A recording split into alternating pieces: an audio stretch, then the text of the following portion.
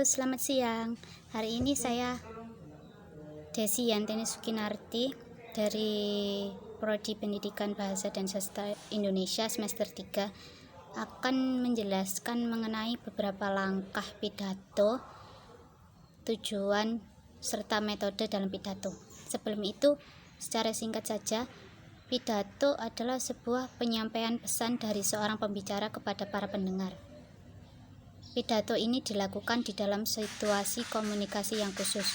Biasanya seperti contohnya presiden yang melakukan pidato untuk memperingati hari ulang tahun kemerdekaan Indonesia.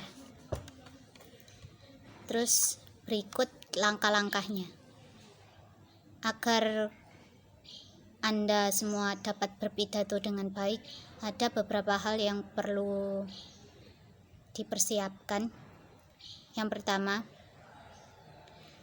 menyelidiki pendengar dengan mengajukan pertanyaan seperti siapa namanya, dari mana, terus kemudian pendidikan yang dia tempuh sekarang seperti apa.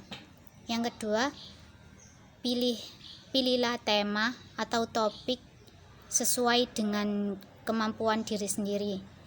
Karena jika tidak sesuai dengan kemampuan diri, itu akan mempersulit sendiri. Yang ketiga, mengumpulkan bahan berdasarkan pengalaman, buku bacaan, ataupun hasil penelitian. Yang keempat, membuat kerangka pidato yang seperti pada umumnya, yaitu berisi pembuka, isi, dan penutup. Yang kelima, ada mengembangkan kerangka pidato menjadi naskah pidato.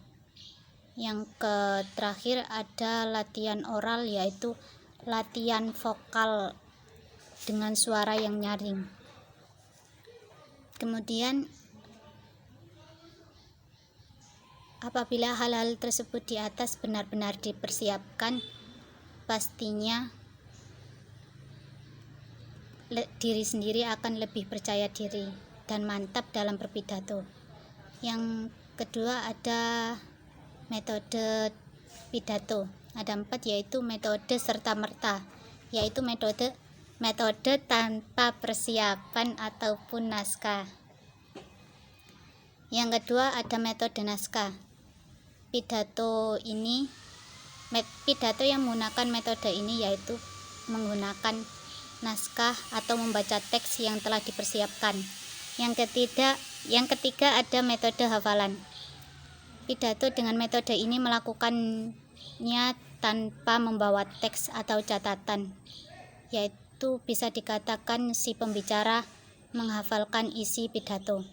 Yang keempat ada metode tanpa persiapan naskah, atau dapat dikatakan pembicara dalam pidato ini hanya menggunakan catatan kecil yang berupa point of view dalam pembahasan.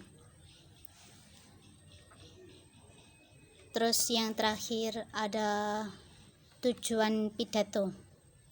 Tujuan pidato ini antara lain menyampaikan beberapa informasi, menghibur atau rekreatif, argumentatif, dan yang terakhir membujuk atau mempengaruhi para pendengar. Agar pidato Anda dapat menarik minat dan perhatian para pendengar, perlu diperhatikan beberapa hal berikut. Sampaikan fakta yang jelas, yaitu dibuktikan dengan beberapa bukti dari hasil penelitian. Yang kedua, menggunakan bahasa Indonesia yang baik dan benar. Yang ketiga, berbicara secara terbuka, tidak menambahkan opini yang tidak berdasar. Yang keempat, membawa materi dalam pidato menggunakan intonasi dan artikulasi yang tepat. Yang terakhir, gunakan ekspresi wajah untuk memperjelas isi pidato. Sekian dari tutorial pidato saya. Semoga bermanfaat. Wassalamualaikum warahmatullahi wabarakatuh.